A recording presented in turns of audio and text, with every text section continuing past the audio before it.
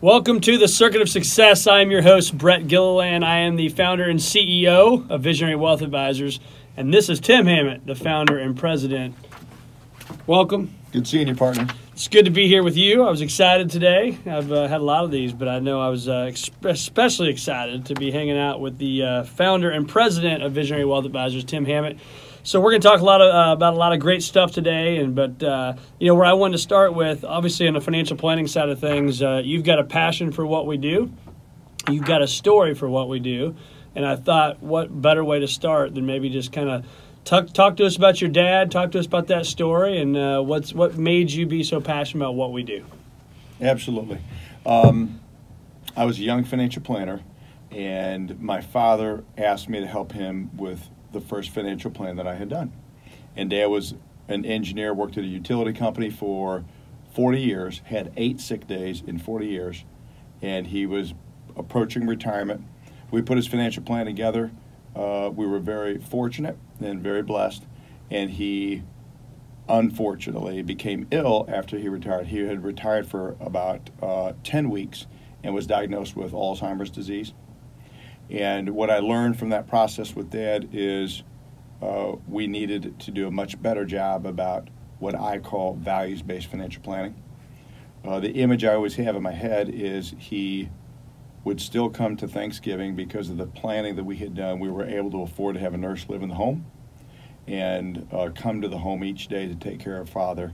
And I just see the whole family sitting around the kitchen table and the dining room table. It's a cold Thanksgiving night. It was important to Mom to have Dad, wear nice clothes, even though he didn't really understand what was happening because he had lost a lot of his mental faculties. And we would have dinner. He'd leave the table. The nurse would take him away from the table. He would have a change of clothes. He would get messy when he eats and bring him back. We'd have dessert. I'd help feed Dad. It would be messy again.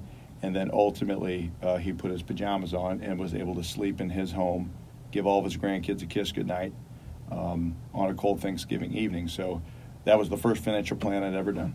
So when you think about that, most people would probably just say, gosh, that's just a terrible thing with my dad.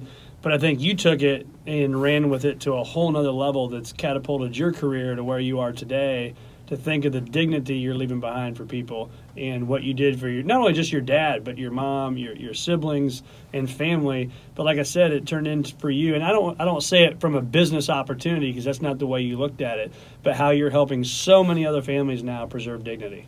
Yep, and that's a good word that you use there, because preserving dignity was what really my mission statement was for probably 15 years. And there are bad things that happen to people in life. We can never prevent that.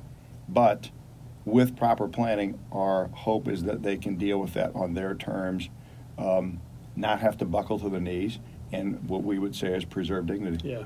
So I know lots of people, lots of leaders, they talk about values and people put them on walls and all this kind of stuff. But when I think of Tim Hammett, I think of the 3 words you say all the time, right? And that's what? Trust, respect, and humility. And he's laughing because in all of our meetings, no matter where we're at, I can probably almost verbatim say what he's going to say in meetings because he talks about the values of trust, respect, and humility so often. So you don't just say those because you live in every relationship around those 3 values. So if you can help our listeners, what made you, or how did you, I would say, go and find those 3 words, and how is it so ingrained to your core that it helps guide every decision you make professionally and personally? Very good question. I had a business consultant that I'd used years ago. Ted was his name. And he would ask me, how I liked the relationships in my personal life and my professional life at that time. And many years ago, I don't think they were at the level that I desired. We talked a lot about trust, and he would say, well, do people trust you? And that was a very, thought-provoking question. He would also say, do people respect you in these relationships? And then he asked the third question. He said, do you trust and respect yourself? And it was a very turning point in my career, very much a turning point. And so what I learned is that, for a foundation in a relationship, I absolutely need to have trust. It needs to be based on respect. And what I'm most drawn to is people who are humble, So humility. I've seen some unbelievably successful people, you know, in the business world, in the sports world, in life. And the people that I find most attracted to, that I'm most attracted to, they're unbelievably good at what they do. After I have a conversation with them, they leave me feeling better about myself. You feel confident, and they're definitely not humble, or they're definitely not arrogant, excuse me.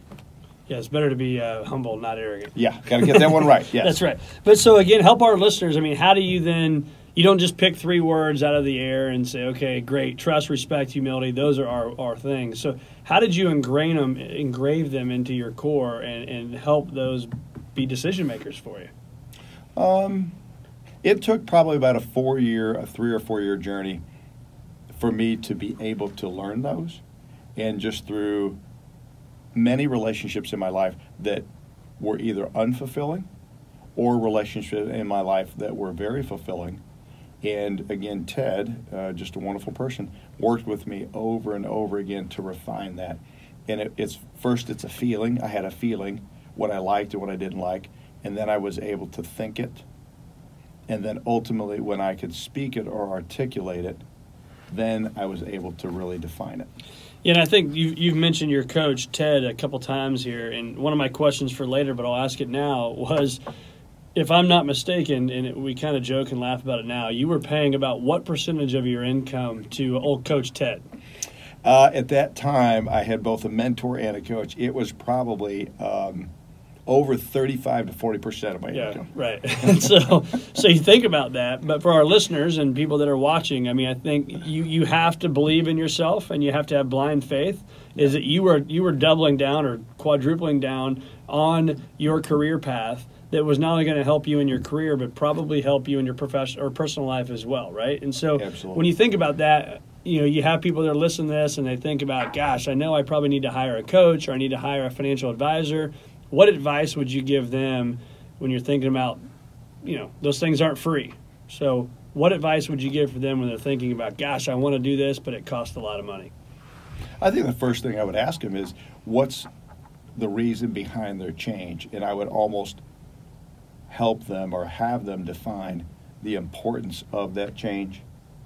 You know, and after seeing my dad go through what he went through and the toll that took on our family, but also the blessing of how it worked, this was this business consulting, coaching behavior, so I could take that to the marketplace and help all of my clients. So the reason, I guess, the why was so meaningful to me, I would pay 40% of my income. So the first thing I would say is definitely hire a coach, but before we do that, ask yourself the why and what level of seriousness is that in your life. Yep. And I think another thing I'd like to chat about is just the transparency in relationships. So when you think about your financial planning clients, you think about your personal family, friends, what have you, is how important is transparency? And let's pinpoint it from a financial planning standpoint right now, but how important is transparency in the relationship? Well, it's everything. I believe the financial planner, our job is to set an environment that is safe for people to be transparent. And I think to do that, we have to be vulnerable and transparent first. I will always tell people my life story before I ask them theirs. I'll tell them my why and my values. I think it's key that we have to set that tone. Yeah.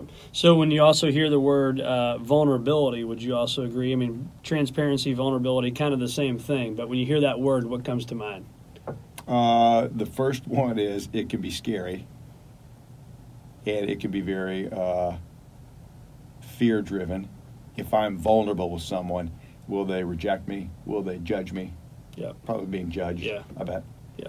And I think that's an easy fear for people to have, right? Is I don't want to come into my financial planning meeting and be vulnerable and be transparent because maybe you haven't saved enough, or maybe you have this outside view of what you think, but you don't have enough. You know, what is the old big hat, no cattle? Right? That's right. And yep. So you don't want to be big hat, no cattle, but at the same time, you got to go and you got to trust and respect that person that you're working with, because you're going to give them your most intimate data you can possibly give. So, so let's talk about with clients for a second. One important thing you always talk about is the importance of a team.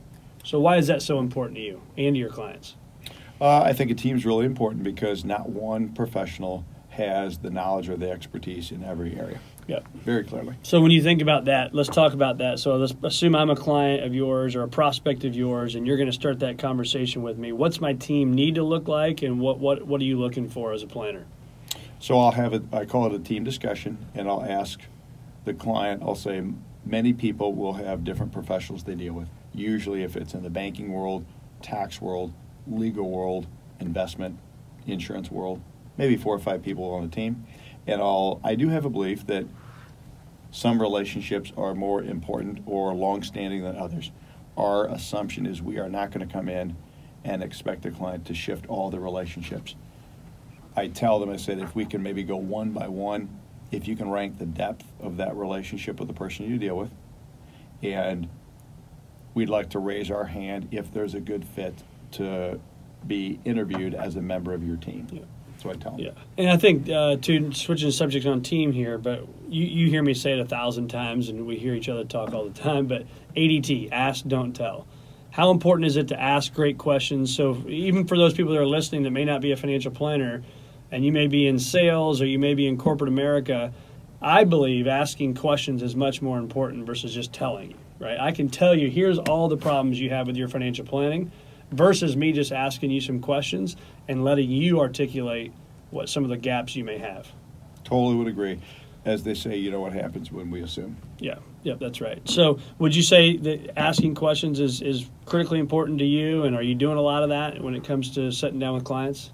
That'd probably be, 95% of it, as they say. I've heard you say this before. We have 2 ears, 2 eyes, and 1 mouth. That's right. And they would say use them proportionally. Right. That's right.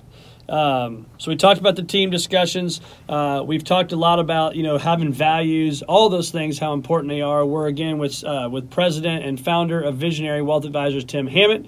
Stay with us. When we come back, we're really going to talk about how to take those values and make those work in a relationship. We're going to talk about his career. We're going to talk about Visionary Wealth Advisors and how that got started and why you think we are where we are today. So stay with us. We'll be right back on the Circuit of Success. Welcome to the Circuit of Success. I'm your host, Brett Gilliland, and again, I am the CEO and founder of Visionary Wealth Advisors. And again, I'm here with Tim Hammett, President and Founder of Visionary Wealth Advisors. So as we call you the Hammer. Everybody calls you the Hammer. That's right. And so I think I want to dive more into these values because we talked about values-based planning. That's what the goal is today for us to talk about why that's so important. So you've been doing this 27 years, 26, 27 years. 27 years, so a long time. Talk about the relationships that you have with your clients that maybe when you were a 25, 26, 27-year-old, young guy in this industry versus the relationships you have now. What's the difference between those 2 relationships? So my coach had asked me years ago, he said, Tim, tell me about what you do in a normal meeting with a client. And it's very common, I'd tell them a brief description of the services that we offer, and then it would be asking more statistical-based questions, their assets, their income, their age, their home address. I'd walk out of the meeting, and maybe half the time, the client had an interest in setting a follow-up. Yep. And then my coach would say, so what do you think was wrong with that? And he goes, do they trust you? And I would say, well, I don't know. We haven't really gotten to that stage yet.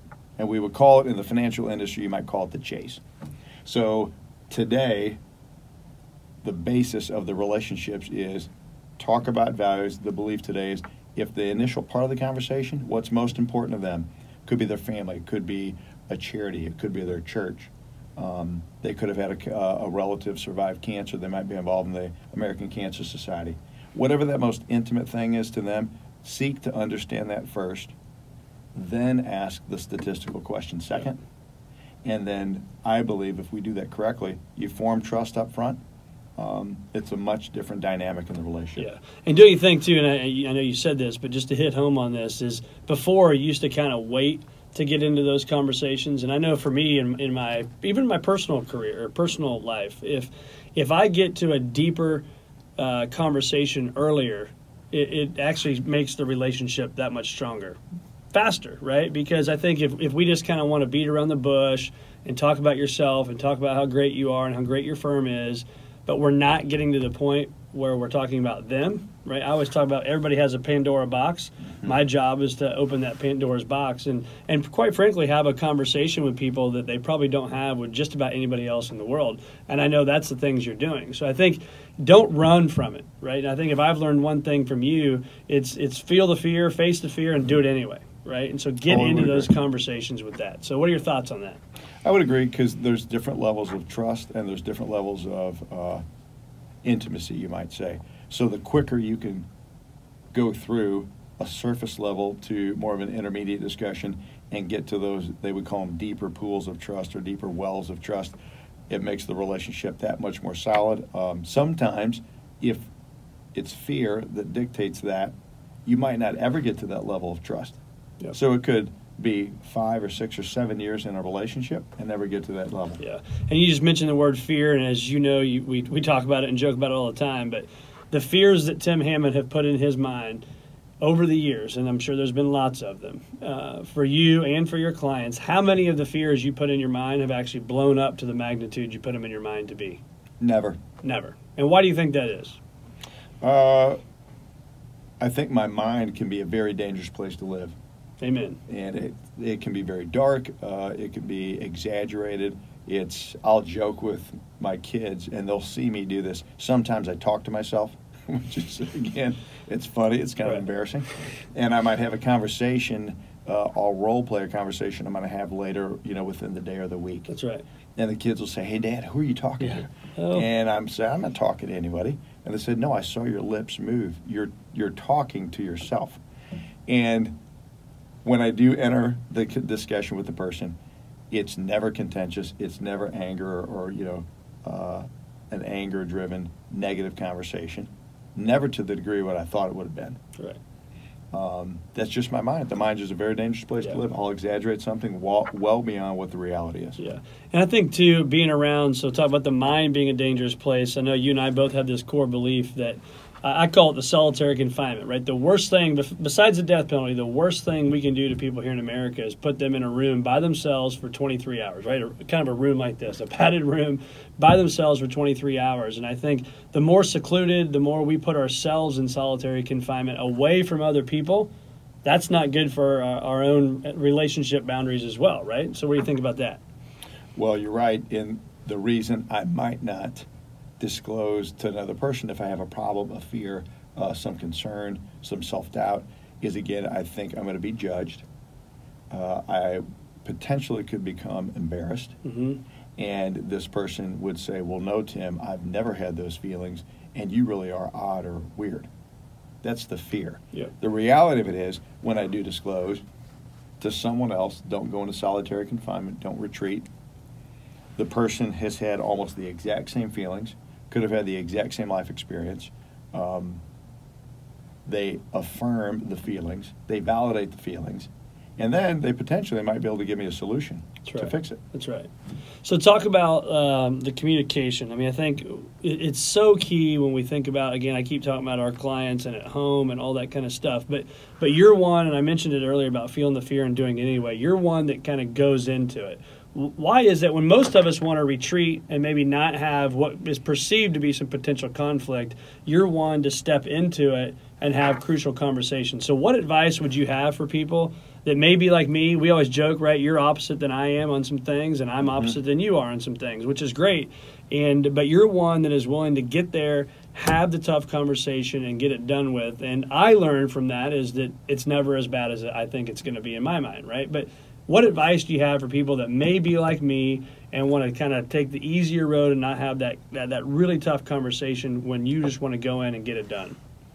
Yeah, I think the first thing is, if I have that feeling in my gut, and I think everybody knows that, it could be, again, a meeting, a discussion, some event that you have to attend, whatever that thing is, that could be fear-driven. It's in your gut, and the first thing I would say is articulate it and think, you know what, I'm concerned or I'm fearful about this. So I first have to articulate it. And then I have to think through, well, why am I fearing this? And I can do this in a quiet moment. And then after that, I need to then take action to resolve it. Because the longer I don't, that feeling is going to stay inside me. Could be days or weeks or months. Right. And that's when it gets worse, right? It gets because terrible. then our mind is in a bad spot, as we've already said. And then I end up, again, it's just time and time and time again, you speak with the person that you might have had a potential conflict with. They didn't even know it, number one, that there was a conflict. Right. They did not have any issue with me. They might have had a totally unrelated, item going on in their life that was very stressful. Yep. I took it personally, and it had nothing to do with me. Yep. And that's probably over 90%. This one person would say, we need to be more like Teflon, like a cooking pan, right? Anything slides off a Teflon pan. Yep. Many people are more like Velcro. Stuff gets stuck to it, right? Yep. So I need to be more like Teflon. I like that. So talk to us about some of your Tim Hammett's passions. I know recently you just got to go to Uganda. You went on a mission trip. That was probably life-changing. So tell us a little bit about that and what maybe that's formed into a new passion for you. It has. My wife and I just started a charity last month, Awesome. Casting for Hope. Congratulations. Thank you very much.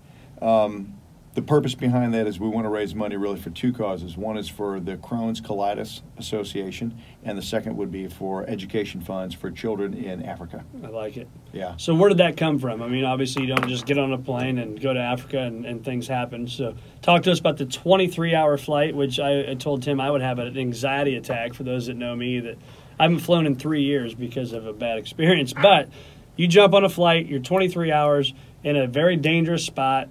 Again, feel the fear, go do it anyway. I think my advice to you was don't go. I think that was and that's true, terrible. And it actually. wasn't because of the people, but it was because of the danger that I put in my mind that never blew up. So again, I hope people are understanding fears aren't always going to blow up to the magnitude we put in our minds to be. But what made that happen? Why there? Well, I had a group of 7 friends that were going to travel there to work with youth in Africa. They asked me if I wanted to go, and I had said yes. I have felt called to do that, but never really had any action steps put in front of me to give me the opportunity to do it. So at that time, I could have either made a decision to say, yep, I'm going to do it, or I could have deferred it. I can make excuses in many parts of my life. So I just said yes to the call, went over there, and these people, the children and the men and women of Uganda, were the most probably joyful and loving people I'd ever met in my life. And these are people that have nothing, and yet, you think of what we all have.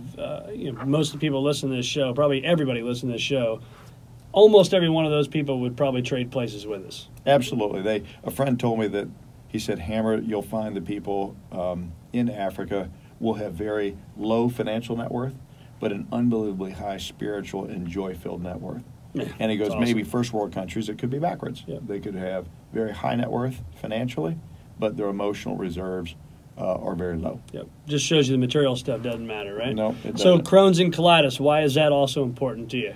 My middle son, his name is Drew, and he suffers from ulcerative colitis. Yep. And he has suffered from that for many years. We had a miracle a few years back. We were slated to have surgery, but we were unbelievably blessed, and we were considered a miracle. He did not need surgery, but we're highly committed to helping raise money so they can find a cure for that. Awesome. Well, you've got our support and everybody else around Visionary and the whole family. So let's talk about the history of Visionary, if you will. I think in my world, anniversaries are a big time to sit back and reflect and think. And I go back to the time frame in early 2014. We start kind of talking, and this thing just gets pretty serious pretty fast. And now, March of 2019, we'll have our 5th anniversary. So Goes just fast. kind of go back in your mind, if you will, and if you can remember that day, we have that first phone call, and then here we are 5 years later. Thoughts, feelings, just what are your thoughts on that? Well, my first feeling is how unbelievably fortunate and blessed we have been. From the people who have supported us in the community to our wonderful, loving, loyal clients. Our clients have been unbelievably good to us. I think the great Jack Buck had said, God, why are you so good to me? Yep. I would have to say I feel the exact same way. And then for our team, the associates, employees of Visionary, it's almost a Cinderella story, I would call it. So I think the biggest objective is we wanted to be able to have control over our culture, our mission and our vision. Yeah.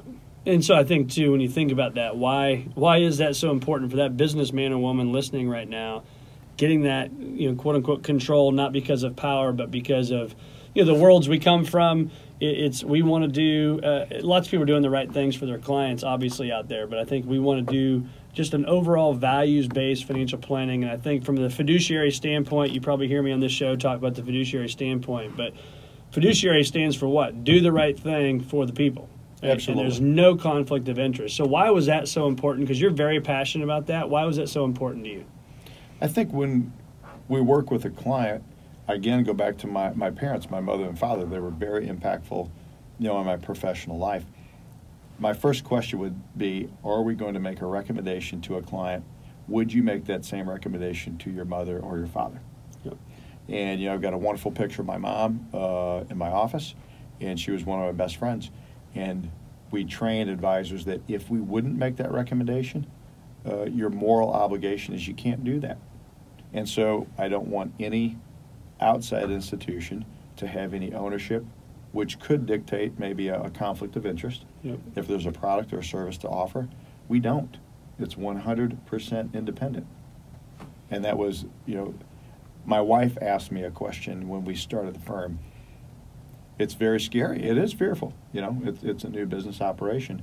And the question was, can we guarantee that this is going to be successful? No business owner can guarantee Right. that. And I laughed and I said, no, I don't think I can, but it's more important to be able to control the culture and the vision and the mission. Yeah. That's what's most important for the clients. Yeah.